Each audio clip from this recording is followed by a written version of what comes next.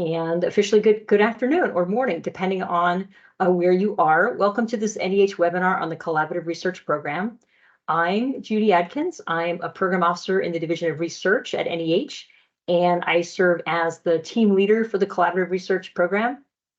I'm joined today by two colleagues, Madison Hendren, who also works directly with the program, and Carson Sayre, who is helping us out today with the Q&A. We have another colleague, Amy Trotter, who also works directly with the collaborative program. She could not be here today, but if you correspond with us in the future, you may interact with her as well. During this presentation, we'll share some essential information about the program and what it supports, sort of highlighting what's new about the program this year. We'll also share advice for putting together a competitive application and some tips to help you avoid common pitfalls. We'll speak for about 30 minutes. If you would like to have live captions, I believe you can click on the 3 dots near your name and you should be able to turn on that feature. After our sort of 30-minute presentation portion, we'll answer questions.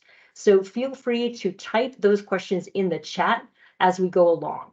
Because we're trying to keep the presentation portion tight, we won't pause for questions midstream, but after we speak, we'll go through the chat and answer as many questions as we can. As I mentioned, today's webinar is being recorded and will be posted on the NEH website on the Collaborative Research Program page after the fact. So you'll be able to revisit the webinar and the slides there. Also, just a reminder that the key details about the program are in the Notice of Funding Opportunity, which you'll hear us talk a lot about, and that also is posted on the program page.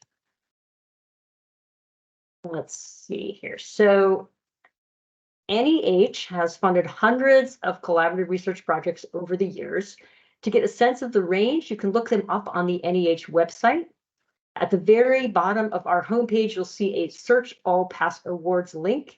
If you click on that link, you can search by the particular grant program, by date range, etc. This is an excellent way to get a sort of overview or first impression of the kinds of projects we've funded through the program. However, one word of caution, the program has changed quite a bit over the years. So you'll see included there certain categories of research that are now separated out into their own program.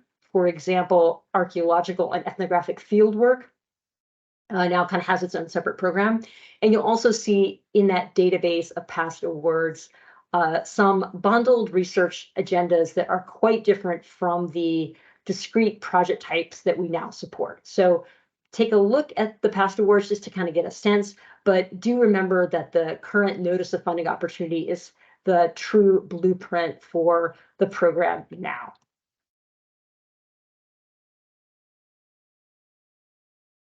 For those of you who are maybe not very familiar with NEH, we're an agency of the federal government, and we carry out our grant making through 6 divisions.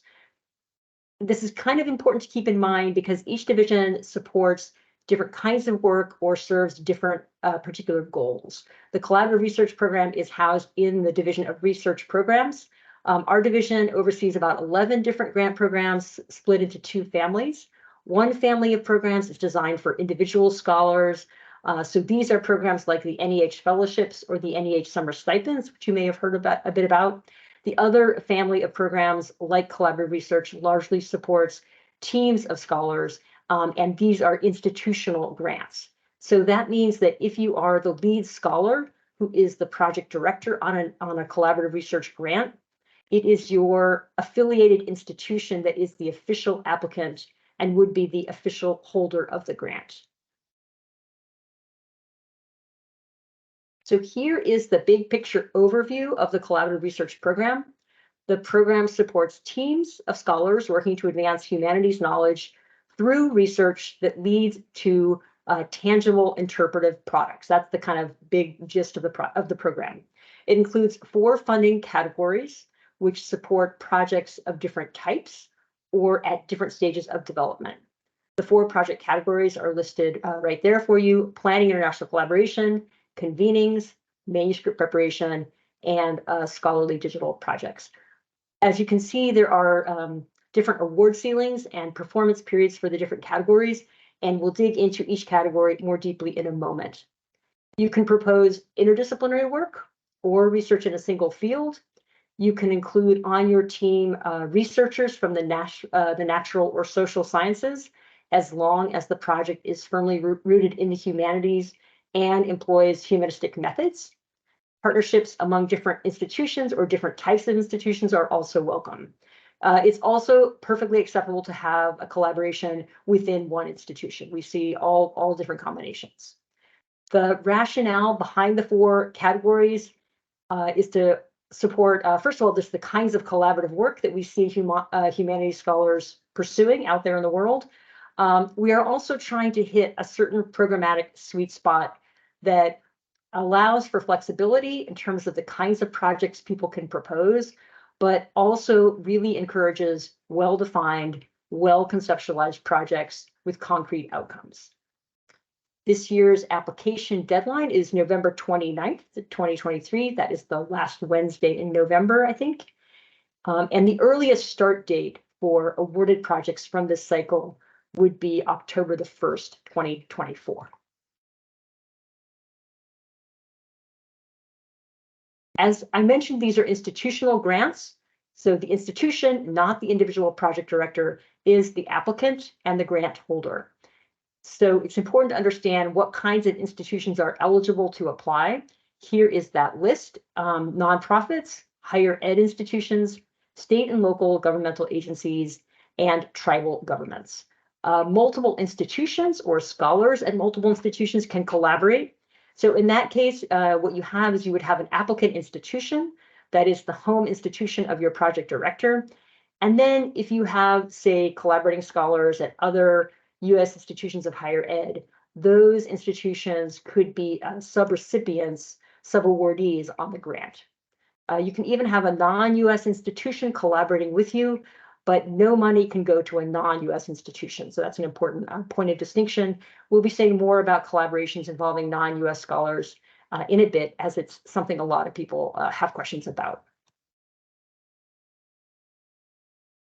What kinds of activities and products do these grants fund? The program supports the work that most scholars, humanities scholars that is, do, such as travel to archives or important research sites, and time to meet, conduct research, and write in order to produce books, digital projects, or other materials that will have an impact on the scholarship in their field or fields, and possibly beyond academia as well.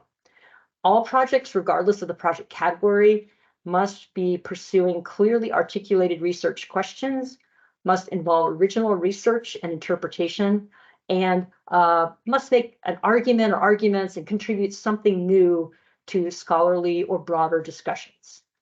Ultimately, all projects need to be aimed at the creation of a tangible, sustainable interpretive product. The list here on the right suggests the range of collaboratively produced products that we typically see.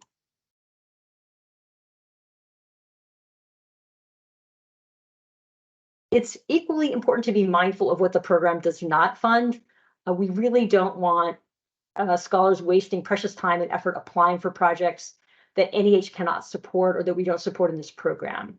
So on this slide is a long list of funding restrictions for the program. I'm not going to go through it item by item. The list is in the notice of funding opportunity for the program, but unfortunately it occurs kind of late in that document on page 35. So I think it's kind of easy for people to gloss over it and not really focus on it when they're deciding whether to apply, but you really should look at it carefully kind of early on in your process. And then be aware of it as you continue to work on your application. Some activities or kinds of work are on this list because they are funded by NEH, but in a different program. So that's the case, for example, with documentaries, apps, exhibitions, scholarly editions and scholarly translations, digitization of collections, and some other kinds of work. So again, that would be things that aren't going to fit with this program, but there might be a place elsewhere in NEH for that kind of work. Other activities are on this list because they are endeavors that NEH never funds. So that would be the case with, for example, the creation of art or the support of specific public policies or legislation. So read the list carefully and then ask us questions if you're not sure whether what you're proposing is going to run into one of these prohibitions. Now let's dig into some of the details of the 4 funding categories, starting with the Planning International Collaboration category. This is our smallest grant offering in the program, and it's intended for early stage projects. So the goal here is to encourage international collaborations and lend them some extra early support given the added complexities sometimes of developing these projects. To apply, your collaboration must include at least one non-US scholar and one US scholar. However, scholars at US institutions must contribute significantly to the project, so you can't have sort of only non-US scholars. Examples of funded activities include research time to correspond and exchange ideas through video conferencing, joint travel to a relevant site, archive, or library, or exploratory workshops or working group meetings for the collaborators, and work on completing a written research and future publication plan. Note that even for these planning projects, you need to have significant research questions driving the project. Primary products for these awards include most typically a written plan for subsequent collaborative research activities and future publication or digital projects, live streamed or recorded video of workshops in some cases, web posted papers, podcasts, possibly various things of that sort. Keep in mind that while these kinds of primary products would be the immediate outcome of a planning grant, you'd still need to be aiming down the road for a larger collaborative publication or digital project of some sort that would be eligible for support in the program. So the aim of these plannings is to support the early stage of the kinds of collaborative publications or digital projects that we support in the larger categories. So you cannot request a planning grant to plan work on a product that we would not support in the program. For example, a documentary film or a scholarly translation. You can request a maximum of $25K, and the performance period can be anywhere from 6 to 12 months. For these planning grants, there is no need to prorate the amount you request by month. So if you have, say, $25K worth of eligible expenses, you can ask for the full $25K, whether you're doing a 6-month project or a 12-month project. Moving along now to the convening category. The convening category supports a single scholarly conference, symposium, or seminar, or up to 2 working group meetings. The working group option gives scholars who need to do sort of focused work with a small group of people, maybe on a collection of sources or at a particular site, the option of that smaller format to meet. The aim of convening grants is to gather participants to further develop an already established collaborative research topic or project and plan subsequent publications or digital projects, kind of move those projects forward in some way. So here again, there needs to be a larger, tangible, collaborative product that you're working towards. The convening needs to serve that end and not, say, education or community building or some other purpose. A conference or symposium must be open to members of an intellectual community broader than the invited attendees. It must be advertised appropriately, and it must be free of charge and include a variety of scholars representing different points of view, bringing different points of view. Working group meetings can be for the collaborators alone, but you need to explain why that's necessary for the work. Typical funding requests include compensation for the organizing scholar or scholars, travel, per diem, accommodation, and honoraria for the conference presenters or working group participants, and costs related to venue rental or audiovisual services. Primary products for these awards include very commonly live streamed or recorded video of the convening itself, web posted papers, podcasts, blogs, etc., and preparation of papers or other content for subsequent edited volumes or peer-reviewed articles. In this category, you can request a performance period anywhere between and including 6 to 12 months. So it's now got the same kind of performance period as the planning grant category. And the maximum amount you can request is $50K. What's new here this year compared to last year is that in the past years, you had to prorate the requested amount per month in the convening category. That is no longer necessary. So if you have sufficient necessary expenses, you could ask for the full $50K for a 6-month project or an 8-month project or a 12-month project.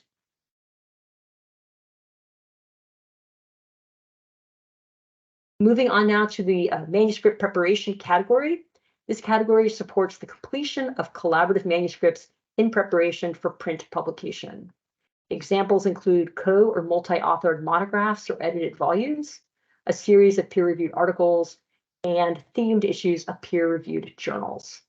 Typical funding requests include compensation for research and writing time, travel for collaborators to a relevant site, archive, library, etc., to conduct research, and compensation for consultants necessary to the project. Submission to a publisher is expected by the end of the performance period. These grants are considered completion grants, but that completion can include a combination of research and writing. These projects have a performance period of 1 to 3 years. You may request up to 100K per year for each of the first 2 years and up to 50K for the third year. So no more than 250 total for 3 years. Usually, in most cases, that is. I'll go into the exception here in just a moment. Prorating, this is important. In the manuscript preparation category, the amount you can request must be prorated by month. So as an example, if you ask for a 1.5-year period performance, 18 months, you could ask for a maximum of 150K. So that would be 100K for the first year would be your maximum, and a prorated half of that for the final 6 months of your performance period, which would be 50K, and that would give you 150K for that 18-month period. What's new this year is highlighted in blue there.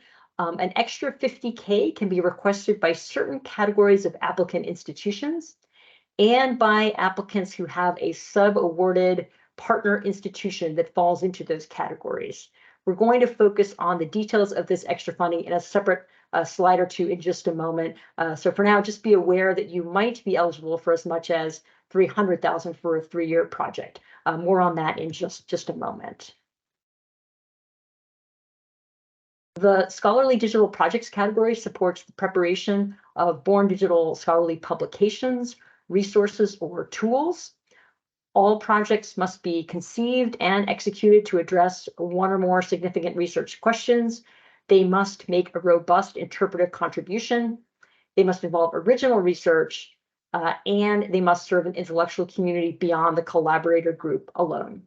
These proposals typically involve scholars collaborating with DH specialists, librarians, or archivists. They typically use pre-existing platforms, programs, or other technological infrastructure. Tech innovation is not expected or necessary for these projects. It's fine to use tried and true DH methods, though you should be aware of current DH best practices. Applications in this category must present a sustainability plan and discuss options for peer review. Typical funding requests include compensation for time to conduct research, write, and build the digital project, travel for collaborators to a relevant site, archive, or library to conduct research, and compensation for consultants. Possible products include born digital publications, content-rich websites that offer interpretation or argumentation, open access databases with significant interpretive content, GIS mapping projects that draw conclusions or advance arguments.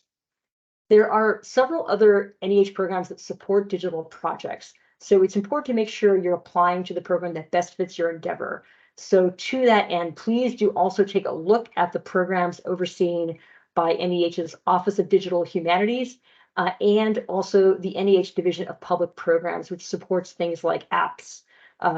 So there are a lot of different places scholarly digital projects can find a home, or digital projects can find a home, and you do want to make sure that you're applying to the best program for your particular project and your particular goals. These awards have a performance period of 1 to 3 years, same as the manuscript prep category.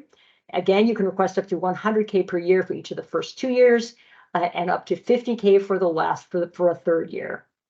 And here again, these awards must be prorated by month. So as an example, again, same example I used just a moment ago, if you ask for a 1.5-year period performance, 18 months, the most money you could ask for would be 150K. What's new this year is again highlighted in blue, and that is this extra 50K that can be requested by certain categories of applicant institutions and by applicant institutions who have a sub-awarded partner, a sub-recipient institution that falls into those categories. Okay, I'm going to clarify the details of this extra funding right next here. Let's see. So yeah, so as I said, certain applicant institutions and certain collaborations that include them can ask for an additional 50K beyond the standard award limits. The first thing to note is that this additional funding is only available for our two kind of largest grant categories. So this does not apply to convening. It does not apply to the planning grant. It only applies to manuscript preparation and scholarly digital projects. Your institution is eligible if it is either a community college or if it is one of these 5 categories of federally recognized minority serving institutions. Historically Black colleges and universities, tribal colleges and universities, predominantly Black institutions, Native American serving non-tribal institutions, and Alaska Native and Native Hawaiian serving institutions. But applications are also eligible if they include such an institution as a subrecipient in the budget and a full partner in the collaboration. So if the applicant institution, that is the PD's home institution, is not eligible, but you are partnering with, say, scholars at an HBCU, and your application has that HBCU on the budget as a subawardee, as a subrecipient, then you can ask for the additional 50K above the standard award limits. Finally, there is a lot of flexibility in terms of how you can allocate this additional 50K. If you were doing, say, a 3-year project, you could have your first year budget included, or your last year could include it, or you could kind of break that extra 50K into different amounts and spread it out over the multiple years of your grant. It's kind of where the project most needs the money. How do you know if your institution has been designated as one of those 5 categories of minority serving institutions? See the pages 9 and 10 of the Notice of Funding Opportunity for the details about this. But basically, there's kind of 2 things you can do. One is you can check online the U.S. Department of Education's most recent eligibility matrix, and it kind of lists all the different categories and institutions, and you can look up your institution and see if it is officially designated as one of these types. You can also confirm your institution status by obtaining a letter or other document from the U.S. Department of Education that says, yes, you have X status, and then you would include that letter in your application under Attachment 6, Additional Materials. Keep in mind that institutional status for some of these categories can change from year to year. Some of them don't really change, but some of them do. So you do need to make sure that you have that status at the time you apply if you're going to ask for that sort of extra additional 50K of funding.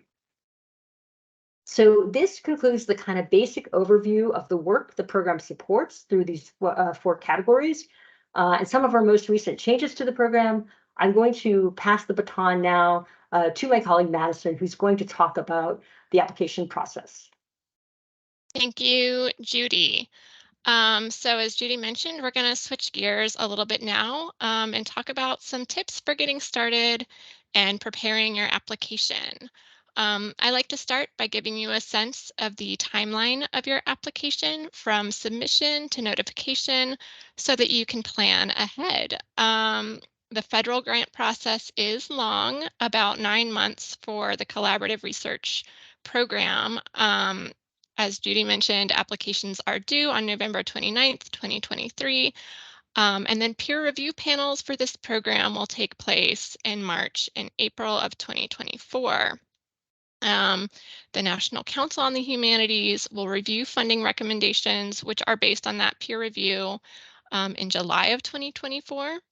And then the chair of the endowment will make final funding decisions shortly thereafter, which gets us to that August notification date. The earliest start date again for projects for applications submitted to the November 2023 deadline will be October 1st, 2024, and the latest start date is September 1st, 2025.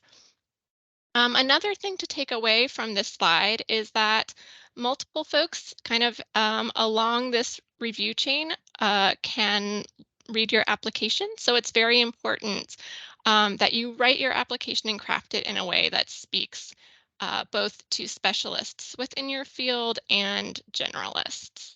And we'll talk about some tips for how to do that here in just a minute. All right, so where to start? So you've already heard us talk about that notice of funding opportunity, which we usually refer to as the NOFO. Every NEH program has its own NOFO, um, and which is essentially the blueprint or guidelines for everything about the program, what the program supports and doesn't support, how to apply, how to structure and format different components of the application, what the review criteria for the program are, and more. The current collaborative research NOFO and FAQ document are available on the program page of the NEH website, which I believe you've all been to get here today. I can't emphasize enough the importance of reading the entire NOFO carefully from start to finish before you decide to apply, and then continually revisiting it while you're writing and assembling the different parts of your application. This is particularly important for this program because there are those different project categories with so many different distinctions among them. And different parts of the NOFO break those different categories down and ask you to supply different kinds of information depending on which category you're applying for. It's admittedly dry reading, but successful applicants are usually people who read and follow the NOFO. On that first read of the NOFO, you'll want to pay special attention to section A1, that's the purpose section in the program description part of the NOFO, to clarify which category best fits the needs of your project. You'll want to compare your ideas with the funding restrictions to make sure you're not applying for activities that are not allowed in this program. Now, we've briefly discussed both of those today, but before you start putting your application together, take another look and think about both those sections as they relate to your specific project. You'll want to also consider the information included in the related funding opportunities section to make sure that this program is the best fit for your project or the part of your project for which you are seeking funding. Once you've done that, check out section C3, other eligibility information as you think about your project team. And then from there, you'll want to familiarize yourself with the content and form of application submission section to craft a compelling presentation of your project's significance and content. You'll also find the criteria listed in the NOFO and will want to refer to them throughout the stages of proposal development, as this is what reviewers will be assessing when they evaluate your application. Other things to do now, if you think, if you're considering applying, is to go ahead and partner with your research development office at your institution. They will help you assemble some parts of the application, including the budget, and they will also help with the submission process and issues related to institutional policies and federal compliance. They're a really great resource, so you want to get in touch with them as soon as possible. Under the program resources on the Collaborative Research Program page, there are some sample application narratives. I encourage you to take a look at them and use them to give you a sense of how past successful applicants have made the case for their project and its significance. But please do keep in mind that all the samples on the website were responding to a different set of NOFO guidelines, and some were applying even before we had kind of separated out these distinct project categories. Um, so they might be a little different, but as Judy said, this NOFO is what's governing the upcoming deadline, and you'll want to stick to that. The sample narratives up there, though, are still useful, and we've done our best to slot them under category headings that align with our 4 current categories as best we can. You'll also want to keep in mind that these samples may be a source of inspiration, but what worked for one project might not necessarily be best for another. And finally, I'll just note that we do expect to add some new samples in the coming weeks, so do keep an eye out for those. Um, And lastly, you can start putting together a draft to submit by the September 18th optional draft deadline. And I'll talk a little bit more about that in a minute. Okay, so I mentioned before you'll want to familiarize yourself with the content and form of application section of the NOFO as you're getting started. You'll want to return to this section often as you prepare your application, really being aware of and understanding the requirements for the category you are applying to is very, very important. So I want to spend just a minute going over the terms you'll see in the NOFO. All application components are listed either as required, conditionally required, recommended, or required for recipients. NEH will not review applications that are missing required or relevant conditionally required components. Applications missing components listed in the NOFO as recommended will be reviewed, but we strongly, strongly encourage you to include these components to make the strongest case for your project. You will also see a distinction between mandatory and suggested page limits for individual components. NEH will not review an application that includes a component that exceeds a mandatory page limit. This is very, very rigid and we cannot make exceptions.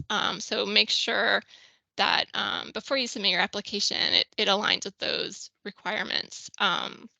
Suggested page limits, on the other hand, are more flexible in that pages in excess of that suggested page limit will not render your application ineligible or non-responsive. Nevertheless, again, we encourage you to stay within those suggested parameters. And like I said, as you assemble your application, be sure to refer back to the requirements in the NOFO to ensure you included all required components and make sure your attachments comply with page limits before you submit your application. All right, so we do get asked quite often about the guidelines and the rules about international collaborations and including non-US based scholars on your project team. So I'm going to talk about that just a little bit. Non-US based collaborators are allowed in this program and required at least one non-US participant is required in that planning international collaboration category. They are not required in the other three categories, but are absolutely welcome. However, we cannot make subawards to foreign institutions. So foreign collaborators are typically paid individually as consultants from a grant.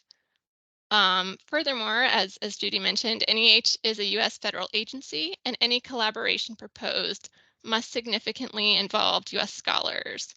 A section of the NOFO mentions that the US applicant institution cannot be essentially a pass-through entity, but must contribute significantly to the project. So just be aware that if you had, say, one US scholar and otherwise all non-US scholars, and the budget had most of the funds going to these non-US scholars, that might raise some questions.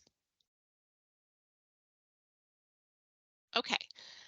So we're going to move on now to some overall advice for writing a competitive application for this program.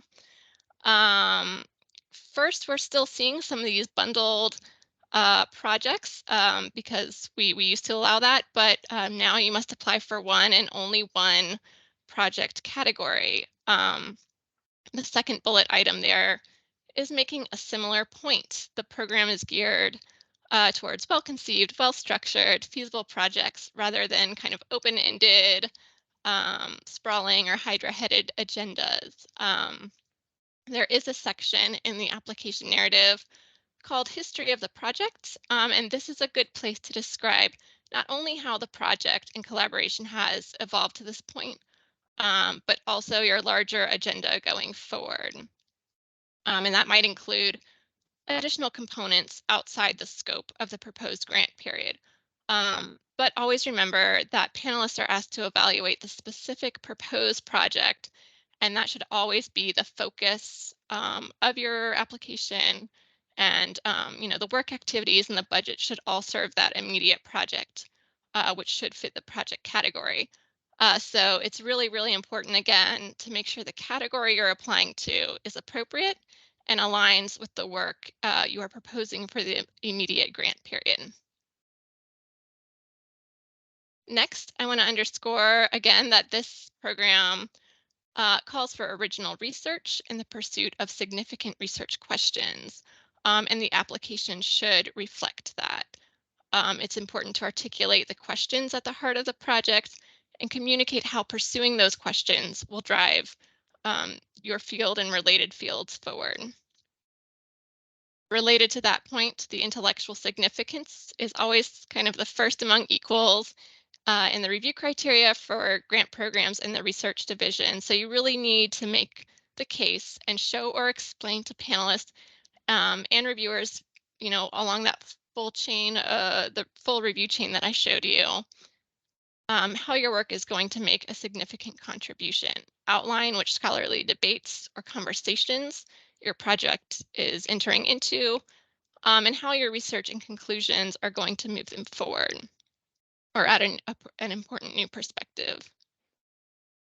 Another thing, competitive proposals tend to get the peer review panelists excited about the intellectual possibilities of the collaboration itself. So you want to convince the panelists that something is going to happen intellectually, with these people working together that wouldn't otherwise happen. Successful teams also give careful thought to how intellectual exchange or collaborative synergy is going to be generated. Applications tend to do better if they show some sort of intentionality about the structure of the work processes and how that structure is designed to lead to cross-fertilization of ideas or a synergy of skill sets. You don't want to shortchange the work plan. So this year that page limit is 3 pages. So you really want to give panelists confidence that you have a well thought out plan to get the work done. And you want to be as detailed as possible. The plan should not come across as vague or kind of, just like a just trust me sort of thing. Again, you want that to reflect that intentionality. You also want to write clearly and avoid jargon. That gets to writing for those outside your field. When you must use jargon, it's often useful to provide us a brief explanation for those outside readers who will come to your application. Okay, and finally, start early. It can often take a long time to gather all the components of this application, and you don't want to underestimate that. So we do recommend getting an early start, and that can include submitting an optional draft for staff feedback. We'll talk a little bit about that. As we mentioned, the draft deadline is September 18th this year. Submitting a draft is completely optional, not required, but applicants often do find it useful and helpful to get a little bit of feedback. If you wish to submit a draft for this program, you must use the draft template that's available under Program Resources on the Collaborative Research Program page. And here on the slide, you see a little glimpse of what that template looks like.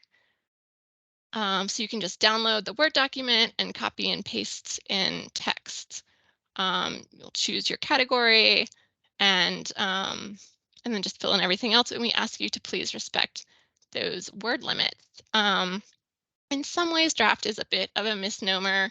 As you might be able to tell from the template really offers more of a snapshot of your project. It's not a full narrative or anything, but it usually provides enough information for staff to comment on the fit of your project to a particular category, to highlight any issues that they see and to offer some helpful feedback. And that you would just email to us at collaborative@neh.gov. We do accept only one draft per application. Okay, real quick, some common pitfalls to avoid. We often get asked about common mistakes that we see, and these are some things that we've seen over the last couple of years. So the first three have to do kind of with criteria 1 and 2, the significance of the project and the methods and execution. Especially for edited volumes, it's important to demonstrate how the contributions will cohere and speak to the unifying questions and themes of the project as a whole. Always remember, to be competitive in this program, projects need to involve interpretive analysis based on original research. This is true for all categories, but we've noticed that this tends to sometimes get lost, especially in applications for scholarly digital projects. So you really need to articulate that interpretive element in this program. Um, Also for scholarly digital projects, it's really important that you set out your sustainability plans. We want to be reasonably sure that anything that we fund will be available to scholars for the foreseeable future. And finally, for convenings, panelists often appreciate having a sense of um, who has agreed, at least in principle, to participate in the convening that is being proposed. Okay, these are some more technical errors that we commonly see. Although I would not, these are technical issues, I would not think of them as mere technicalities. Inattention to some of these details can result in your application getting disqualified or being offered a reduced award amount. So I do want to clarify that first point. Degree candidates can occupy other roles and be part of your collaborative team, but in most cases they cannot be a project director, co-project director, or the sole collaborator of a two-person team. We've already kind of gone over those page limits, so I definitely recommend looking at your application PDF one time before you submit it, because even sometimes in the conversion process between a document and a PDF, that will cause text to spill over onto an additional page. And even in those cases, often that the result is the application is disqualified. So you really want to go back and check that everything fits within those parameters outlined in the NOFO. Again, pay attention to those funding restrictions. And the last two things on here, they will not render your application ineligible, but you do want to be aware of them. It could result in a delay in getting your award, or even a reduced award if you use an incorrect indirect cost rate. You can't recoup those costs and reallocate them later. It would just be, as I said, reduced. So something to keep in mind and bring up with your institutional grant officer. Okay, and that brings us to the end of our presentation. And I think I'll turn it over to Carson so we can open it up for questions. Sure. Thanks, Madison. Thanks, Judy. Let's see. So the first question we got was related to indirect costs, and I'll sort of lump them together. Well, just to precede that, can you give a brief summary of what indirect costs are? Sure, they're costs that go to the institution to support things like office space, or in some cases your institutional grants team, or copy paper, things like that. They're the institution's kind of share of the award. And they're federally negotiated, so each institution will have its own set of rates that it's negotiated with the federal government. And different rates will apply to different activities. So that's when I say you want to make sure you're using the right one. It'll depend on your institution's specific agreements, but there usually is more than one. I hope that helps.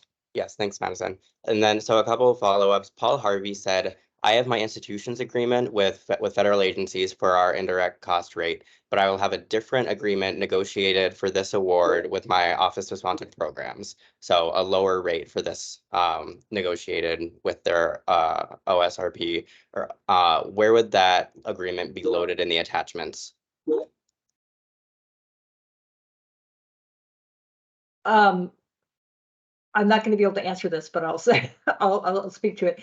So there is I'm sorry, you're sort of implying that there should be sort of one indirect cost rate that your institution will have negotiated with the federal government. But then the question, I'm not sure if I'm totally following the question, but then one thing to keep in mind is that institutions often have IDC rates for different kinds of activities. So there's one rate that might apply for your institution for scientific research. There might be a different rate that applies for the kind of research that NEH funds. This is something that your institutional grant office should know. But we do occasionally get institutions submitting the rate that is not actually appropriate for NEH, and usually that gets worked out kind of later in the process. If you should get an award, our Office of Grant Management will kind of pick through things and sort of figure out that this does not seem like the correct rate. It can sometimes lose you. They do sometimes. It can sometimes result in a reduced award. I'm not quite sure if that's what they're asking about multiple rates. Okay. Yeah, and Not sure if that was- attachment 10 in the application is where you would upload that agreement for it to be included in your application package. Okay, thank you. Let's see. We have Angela Sutton. In the manuscript prep grants, can some funds be allocated to support early career and non-tenure track faculty who contribute? I'm sorry, can you read that one more time? Yeah. In the manuscript prep grants, and presumably for the rest of them as well, can some funds be allocated to support early career and non-tenure track faculty? So early career junior faculty? Yes, certainly. Certainly. You don't have to be a senior scholar to be on these grants at all. Thank you. Let's see. Julie Tolliver said, I read in the NOFO that you can't apply or be awarded 2 collaborative grants at the same time. So you can't apply for the planning and convening levels at the same time. Is it possible to apply for or be awarded another NEH not collaborative grant at the same time as a collaborative grant? It depends on what the other grant program is.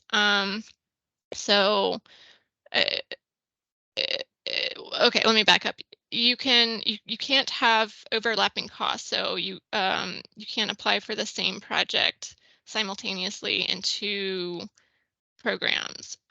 You could have an individual application for a separate project at the same time as you have in an application for the collaborative project. However, you can't hold them at the same time. If the individual program, say, requires 100% full-time work on that project, then you could not also be a project director, be the project director on an award in the collaborative research program. Thank you.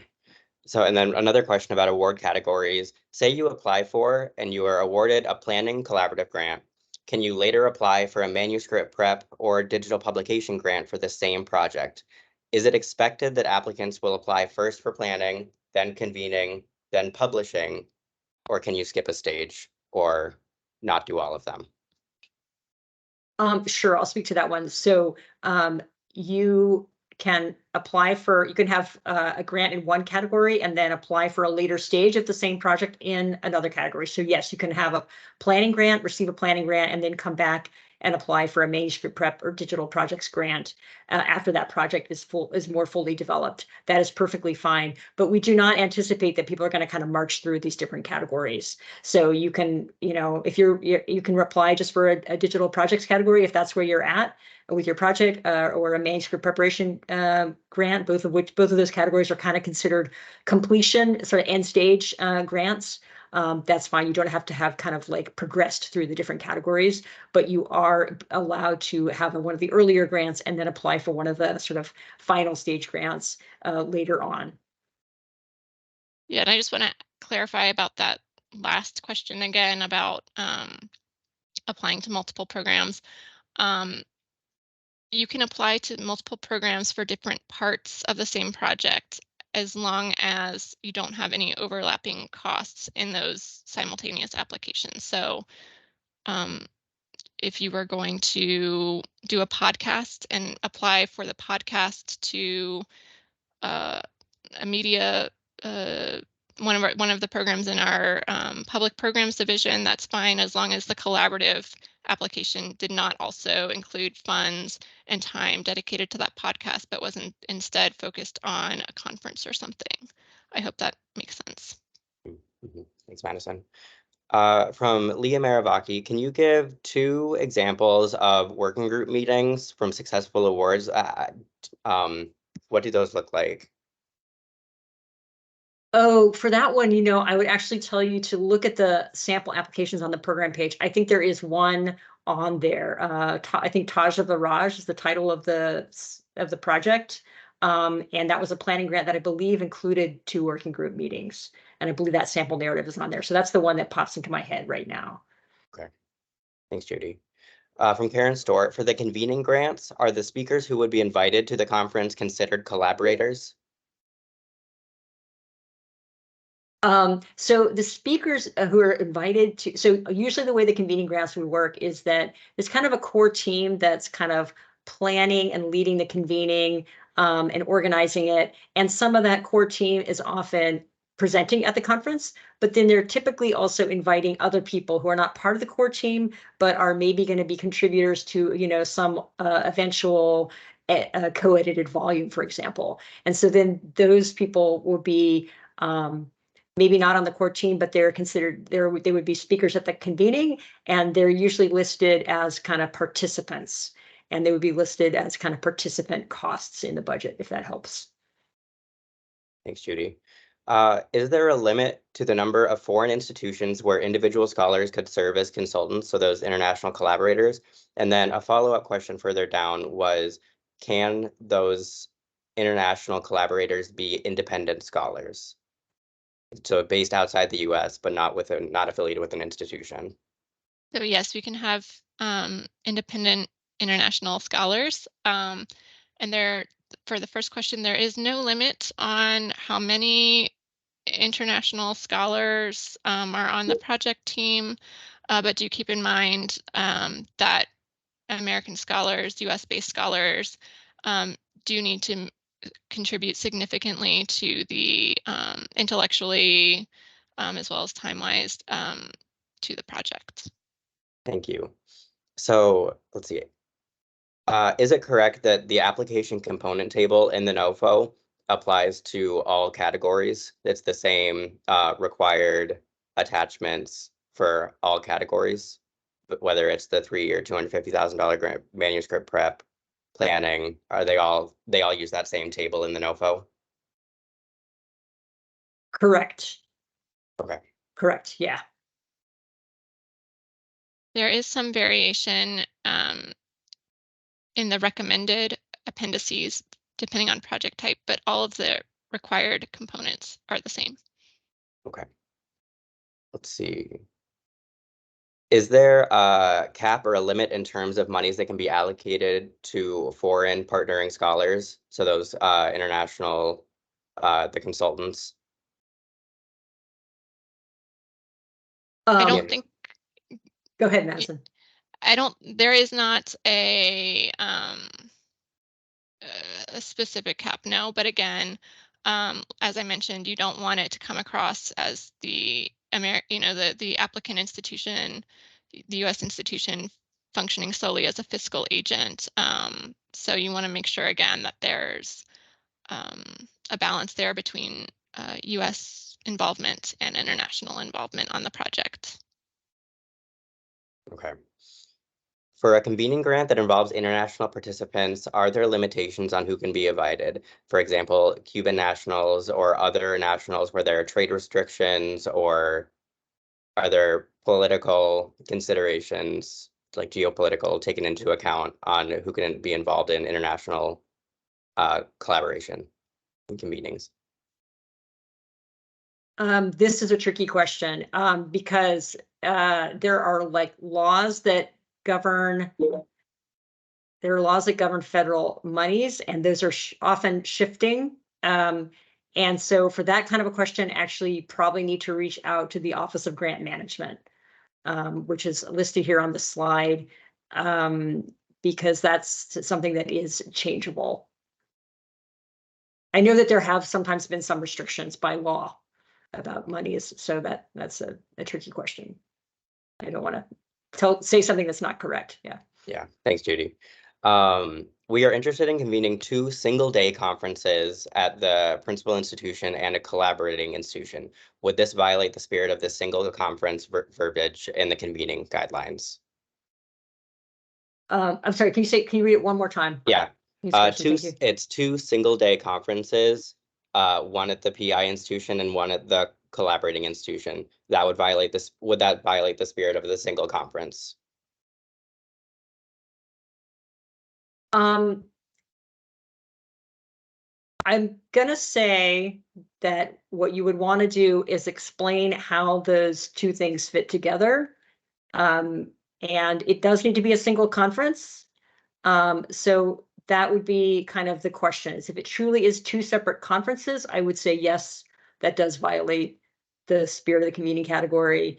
If it is kind of a single event that there's some reason why you want to sort of hold it in 2 different areas. So for example, if you were doing the working group option in convening, you could have one working group at one place and one working group at another place, because perhaps there are particular archival materials or a site or something that's integral to the work, and so you need to have kind of 2 parts of that in 2 different places.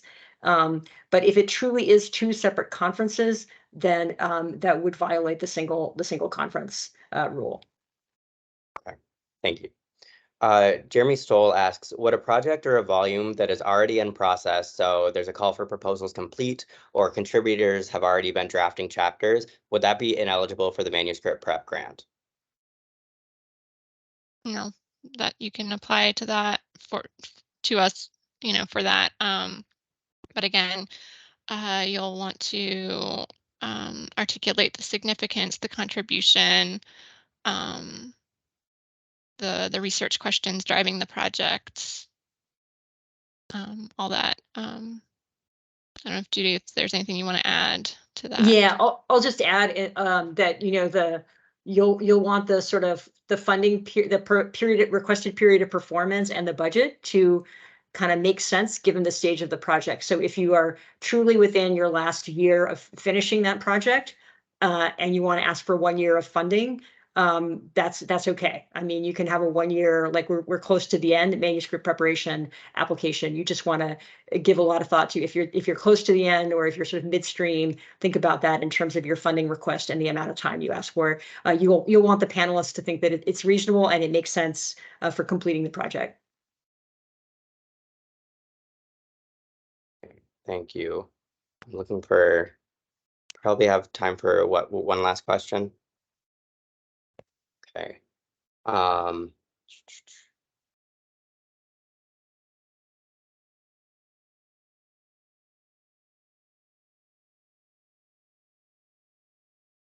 Sorry, one moment.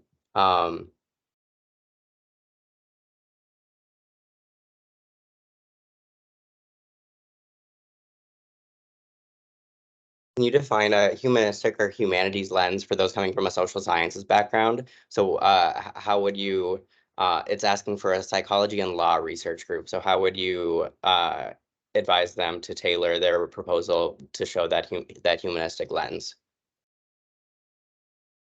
Or using humanistic methods? Yeah, this is a tricky one. We have endless debates about what are the humanities and what is a humanistic method. So, I guess I think the thing I would recommend that you do is actually talk to humanities scholars at your institution that about sort of what your project is and what you're doing, and sort of get their feedback and their perspective, and get some perspectives from multiple humanities scholars. And the reason why, of course, is because the peer review panelists on the panel evaluating your application are going to be some mix of humanities scholars. And so they're going to be they're basically going to be trying to understand how your work is going to potentially speak to humanities audiences and their own fields or adjacent fields. I don't know if that's much of an answer. Yeah. Wow. Madison, do you? Yeah.